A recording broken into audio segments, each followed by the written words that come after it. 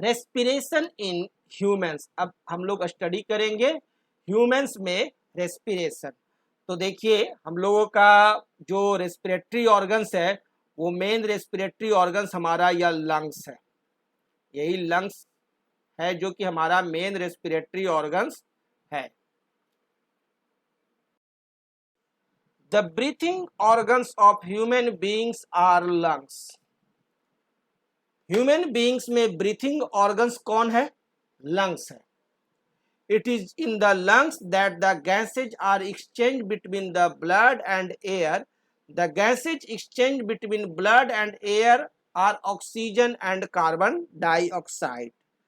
तो जो gaseous exchange होता है वो होता है किसके थ्रू? लंग्स के थ्रू।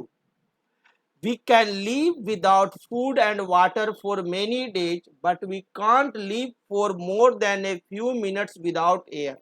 हम लोग फूड और वाटर के बिना तो कई दिन तक रह सकते हैं, लेकिन बिना हवा का अगर कह दिया जाए रहने के लिए तो चंद मिनट भी जिंदा रहना मुश्किल है। This is because air is necessary for breathing. ऐसा इसलिए क्योंकि एयर जो है ब्रीथिंग के लिए नेसेसरी है। During breathing we take air into our lungs through the nose. Breathing में हम लोग एयर जो है कहाँ लेते हैं? अपने लंग्स के थ्रू लेते हैं, अपने लंग्स में लेते हैं और नोज के माध्यम से एयर को इंटेक करते हैं और उसे लंग्स में पहुंचाते हैं। And then expel it.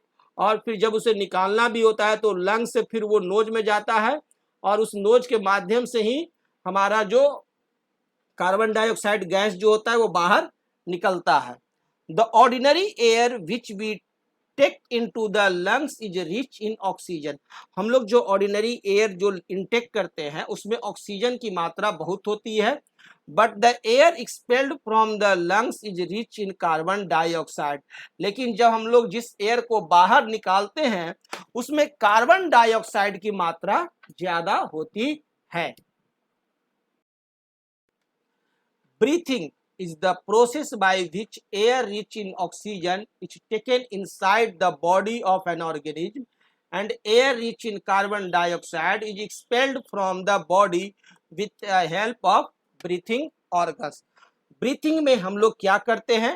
हम लोग एयर में जो मौजूद होते हैं हवा, उस एयर को हम लोग क्या करते हैं? इन करते हैं और इस एयर में क्या होता है? ऑक्सीजन की मात्रा ज्यादा होती है।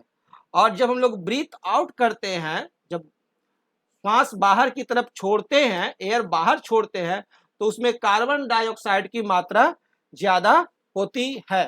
The breathing in human beings takes place through the organs called lungs. और ह्यूमन बींग्स में जो ब्रीथिंग होता है वो होता है किसके थ्रू? लंग्स के थ्रू होता है। The taking in of air rich in oxygen into the body during breathing is called inhalation. जो हम लोग एयर को लेते हैं, इन कराते हैं अपने बॉडी में, उसे कहते हैं inhalation. Taking in of air, जो हम एयर इनटेक करते हैं उसे क्या कहते हैं? इनहेलेशन। और गिविंग आउट या expelling the air rich in carbon dioxide is called exhalation. और जो एयर हम लोग बाहर फिर एटमॉस्फेयर में छोड़ते हैं उसमें कार्बन डाइऑक्साइड की मात्रा ज्यादा होती है और उसे हम लोग कहते हैं क्या? एक्सहेलेशन। तो टेकिंग इन ऑफ एयर जिसमें कि रिच इन ऑक्सीजन है, that process is called as inhalation. और गिविंग आउट और expelling the air in rich in carbon dioxide is called as exhalation. Both inhalation and exhalation take place regularly during breathing. ये inhalation और exhalation regularly होता है breathing के दौरान। और a breath means one inhalation plus one exhalation. एक breath का meaning क्या होता है? one inhalation plus one exhalation. We breathe in air to supply oxygen to the cells of our body for the breakdown of food to release energy. हम जो breathe in करते हैं हम जो श्वास लेते हैं उसमें ऑक्सीजन की मात्रा ज्यादा होती है, और वो हम इसलिए लेते हैं ताकि हमारे शरीर में जो फूड है उसका ब्रेकडाउन हो और रिलीज हो energy. And we breathe out to remove waste products carbon dioxide. और हम ब्रीथ आउट इसलिए करते हैं, जो श्वास छोड़ते हैं उसका मेन मकसद होता है कि जो वेस्ट प्रोडक्ट बना है कार्बन डाइऑक्साइड उसको बॉडी से बाहर निकाल दिया जाए from our body, which is produced during the breakdown of food in the cells. और जो बनता है कब? सेल्स में बनता है जब हम लोग फूड का ब्रेकडाउन करते हैं। Breathing is a continuous process. Breathing एक लगातार चलने वाला प्रोसेस है, which goes on all the time throughout our life, जो हमेशा होते रहता है और हमारे पूरे जीवन पर्यंत तक होता है। जब तक ब्रीथिंग चलेगा तब तक ही एनिमल्स अलाइव है।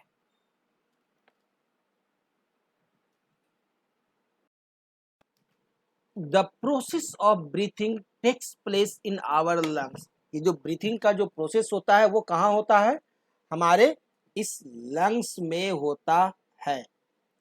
Lungs are connected to our nostrils. Lungs जो होता है वो हमारे इस नॉस्ट्रिल से कनेक्टेड होता है। जो हमारा नोज है, नोज में जो छिद्र है उसे ही नॉस्ट्रिल्स कहते हैं। Nostrils holes in the knows. जो नोज में जो छिद्र है उसे ही क्या कहते हैं? नॉस्ट्रिल कहते हैं। और ये जो नॉस्ट्रिल्स है यहाँ से हम लोग एयर लेते हैं और थ्रू नेसल पैसेज और nasal cavity and weaved pipe. और जैसे ही एयर लिए तो सबसे पहले ये चला गया नेसल कैविटी में। ये नेसल कैविटी है और इस नेसल कैविटी में आता है एयर, और फिर यहाँ से ये आपको चला जाता है ये विंड पाइप में। ये जो विंड पाइप है इस विंड पाइप में आता है और लैरिंग्स के रास्ते होते हुए ये विंड पाइप में जाता है, और फिर इस विंड पाइप से होते हुए आपको ये लंग्स में प्रवेश कर जाता है। When we inhale air, it enters our nostrils. ये एयर इंटर करता है नॉस्ट्रिल्स के through, Passage through nasal passage and wind pipe, और नेसल पैसेज और विंड पाइप के रास्ते से पास करता हुआ एंड रीचेज आवर लंग्स, वो हमारा लंग्स में इन कर जाता है। Our two lungs hang in air tight space in our body called chest cavity. और हमारा जो दो लंग्स जो है, ये जो टू लंग्स हैं जो हमारे बॉडी में, ये दोनों लंग्स जो हैं वो हमारे चेस्ट में रहते हैं और एक कैविटी में रहते हैं। चेस्ट में कैविटी में रहते हैं, यानी कि बक्सा में रहते हैं, चेस्ट कैविटी जिसे कहते हैं, जो कि एयर टाइट स्पेस होता है। तो जो हम एयर इन कर रहे हैं, ले रहे हैं, वो जाता है सबसे पहले कहाँ? नॉस्ट्रिल्स में। एयर जो हमारा नोज है ना, नोज में जो छिद्र, उसी छिद्र के माध्यम से नॉस्ट्रिल्स में गया, इसके थ्रू एयर इन हुआ, और फिर वह एयर चला जाता है नेसल कैविटी में। नेसल कैविटी नोज के पास ही है, बड़ी सी गुफा है, उस गुफा में चला गया जिसे कैविटी करे, नेसल कैविटी। और फिर यहाँ विंड पाइप से होता हुआ, फिर ये विंड पाइप के रास्ते से गुजरता जाएगा, और विंड पाइप से गुजरता हुआ ये चला जाता है कहाँ? लंग्स में। एयर हमारा पहुंच गया कहाँ? लंग्स में।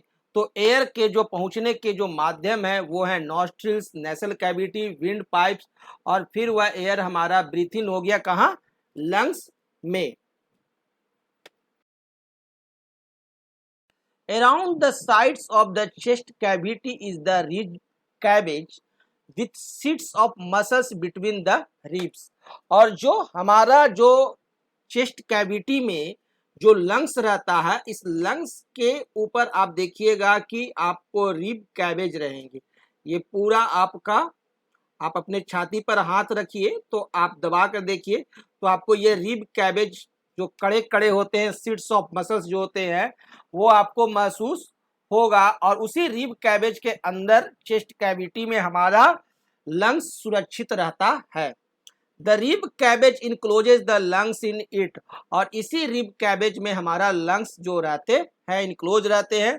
और at the bottom of chest cavity is a curved shape of muscles called diaphragm.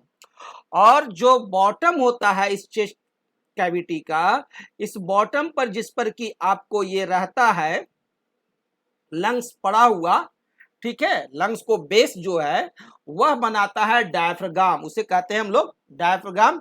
Chest cavity में आपका नीचे एक कर्व्ड सीट रहता है जो मसल्स का रहता है, जिसे कहते हैं क्या, डायफ्राम कहते हैं। और diaphragm forms the floor of chest cavity, जो चेस्ट कैविटी का क्या बनाता है, फ्लोर। चेस्ट कैविटी का फ्लोर यही होता है जिस पर कि आपका लंग्स जो है सटा रहता है।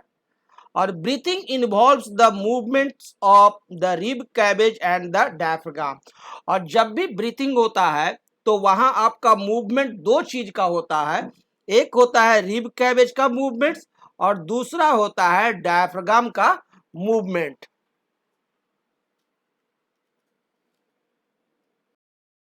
ब्रीथिंग इन, अब हम लोग देखते हैं ब्रीथिंग इन।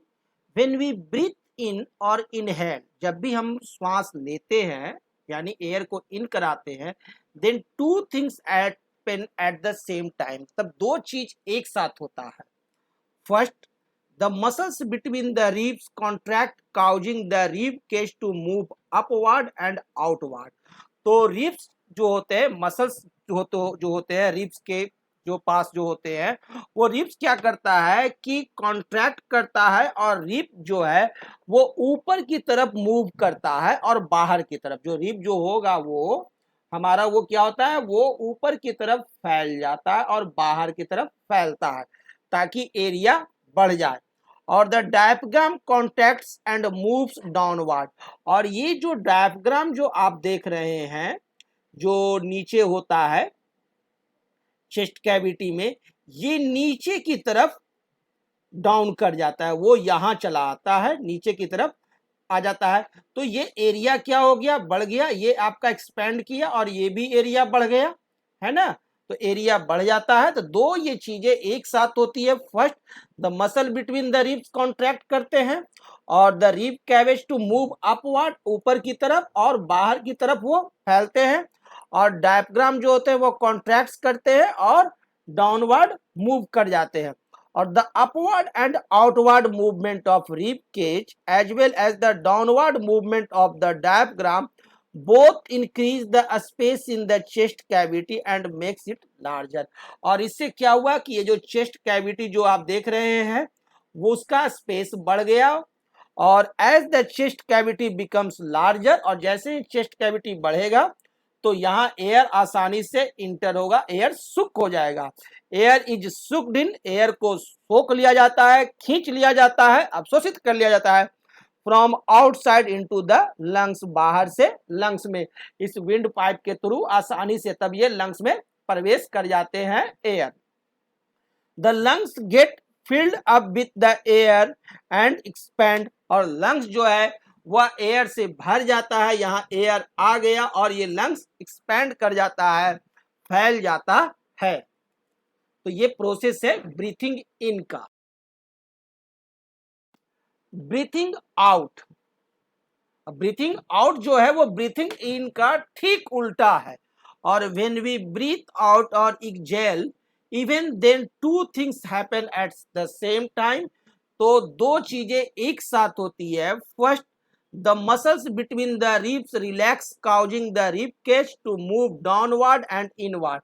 पहला तो यह होता है कि मसल्स जो होता है रिब्स के बीच का वो आपको मूव कर जाता है नीचे की तरफ और अंदर की तरफ, जो रिब था वो अंदर की तरफ वो आपको, और ऊपर की तरफ वो क्या करेंगे, आपको कॉन्ट्रैक्ट कर जाएंगे।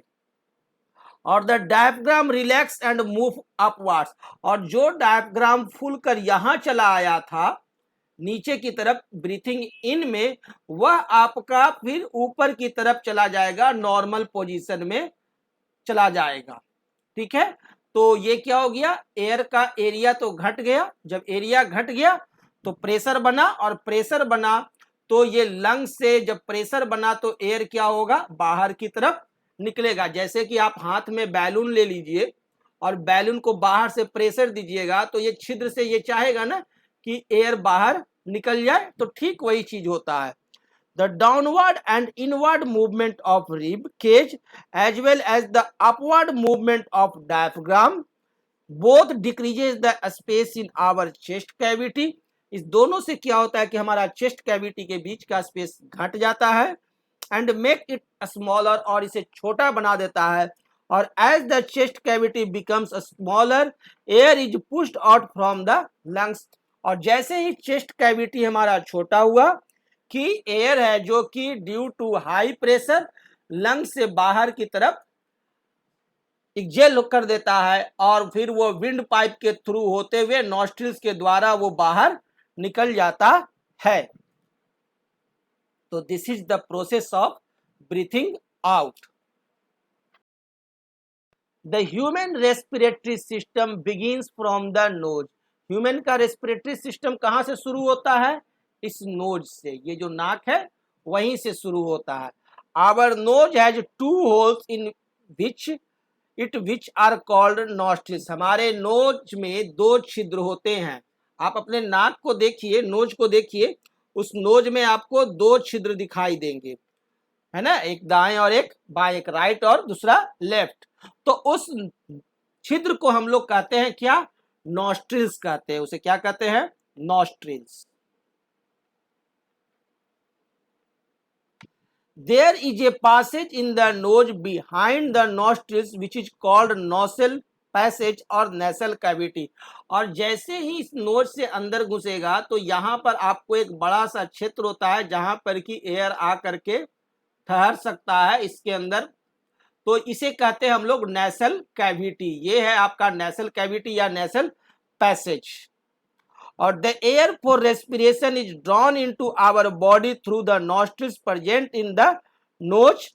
और जब हम नोज के थ्रू, इस नोस्ट्रिल्स के थ्रू, नोज में जो नोस्ट्रिल्स है उस नोस्ट्रिल से एयर को लेते हैं तो वो चला आता है कहाँ? इस नेसल कैविटी में. This air then goes into the nasal passage या नेसल कैविटी. जैसे ही नोस्ट्रिल से लिए वो चला आया नेसल पैसेज या कहिए नेसल कैविटी में. अब the nasal passage is separated from the mouth cavity, buccal cavity और ओरल कैविटी. अब ये जो नेसल पैसेज होता है, ये जो छिद्र जो होता है, एक तो आपका नॉस्ट्रिल छिद्र है और यही ठीक नाक के नीचे हमारा एक और छिद्र है जिसे कि हम लोग कहते हैं माउथ, जहां से कि हम लोग भोजन ग्रहण करते हैं. तो ये जो एरिया है इसे हम लोग कहते हैं बक्कल कैविटी. इसे क्या कहते हैं? Buccal cavity. और ये ऊपर वाले क्षेत्र को कहते हैं नेसल कैविटी. तो दोनों अलग अलग है और ये सेपरेट होते हैं by a hard bony palate so that we can breathe in air even when we are eating food and the mouth cavity is filled with food. और ये एक हार्ड कैविटी से दोनों सेपरेट रहता है, ठीक है, ताकि हम जो खाना खाएं वो इस नेसल कैविटी में नहीं प्रवेश करे. तो the nasal passage is lined with fine hairs and mucus. और ये जो नेसल पैसेज है यहां पर आप अपने नाकों को देखिए तो उसमें आपको पतले पतले पतले पतले बाल दिखाई देंगे. That is fine hair and mucus. और थोड़ा चिपचिपा द्रव भी दिखाई देगा. अंदर अंगुली डालकर देखिए नेसल नाक में, नेसल पैसेज में, है ना, तो आपको दिखाई देगा. Mucus is secreted by the glands inside the nasal passage. Mucus जो है वो नेसल पैसेज में जो ग्लैंड्स होते हैं उसके द्वारा सेक्रेट होते हैं. When air passes through the nasal passage the dust particles and other impurities present in it are trapped by nasal hair and mucus. जैसे ही हम लोग एयर को इन कराते हैं तो सबसे पहले उसे इस हेयर से टकराना होता है और हेयर से टकराते हैं तो जो महीन मंदगी होती है, डस्ट पार्टिकल्स होती है, इंप्योरिटीज होती है, उसको ये पकड़ लेता है और जो बचा उसको म्यूकस पकड़ लेता है और इस तरह से एयर को क्लीन करता है. और so that clean air goes into the lungs. और फिर वह क्लीन एयर है जो कि लंग्स की तरफ रवाना होता है. और the part of the throat between the mouth and wind pipe is called pharynx. और जो आपका नेसल कैविटी में आप देखिए कि नेसल कैविटी के बाद माउथ जो है, ये जो मुंह है, मुंह से आया बकल कैविटी के द्वारा, फिर ये जो आया और ये आपका नेसल कैविटी है. तो यहाँ पर का जो पार्ट है जो कि आपको दोनों को मिला देता है, तो इस पार्ट को कहते हैं हम लोग क्या, फेरिंग्स। यह है हमारा फेरिंग्स। तो यहां से आपको एयर भी इंटर कर रहा है और इसी फेरिंग से हम जो खाना खा रहे हैं वो भी इन कर रहा है। From the nasal passage air इंटर्स into pharynx. अब एयर पैसेज के थ्रू, नेसल पैसेज के थ्रू होता हुआ एयर इंटर कर जाता है कहाँ, फेरिंग्स में, and then goes into the windpipe और ट्रैकिया। और फिर यहां से ये जो फेरिंग्स के थ्रू होता हुआ ये हमारा जो एयर है वो प्रवेश कर जाता है ट्रैकिया में। इस ट्रैकिया का ही दूसरा नाम है क्या, विंड पाइप। क्लियर। तो इस विंड पाइप में चला आया जिसे कि हम लोग कहते हैं trachea. The trachea is a tube which is commonly known as windpipe.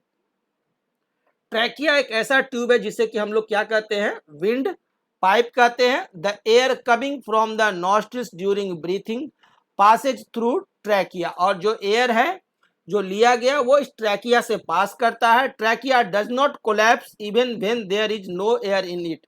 और ट्रैकिया कभी कोलैप्स नहीं कर सकता है जब इसमें एयर नहीं हो तो भी, because it is supported by the rings of soft bones called cartilage. ऐसा इसलिए क्योंकि इस ट्रैकिया को क्या किया गया है, सपोर्ट दिया जाता है पतले पतले आपको रिंग्स के द्वारा, जिसको कि सॉफ्ट बोन्स से बना हुआ है, जिसको कि कहते हैं क्या, कार्टिलेज। जस्ट लाइक आप इस तरह से समझ सकते हैं कि एक पाइप है और ये पाइप हमारा ट्रैकिया है और इसमें माँ जो चूड़ी पहनती है उस बहुत सारी चूड़ी को डाल दिए और ये चूड़ी से पाइप सटा हुआ है। ठीक है, तो ये हमारा हो गया क्या, चूड़ी जो है ये हो गया हमारा कार्टिलेज।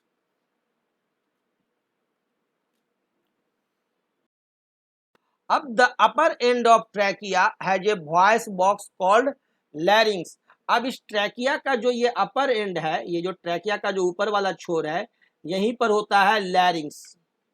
ये लैरिंग्स को ही हम लोग क्या कहते हैं, वॉइस बॉक्स। यही है वॉइस बॉक्स।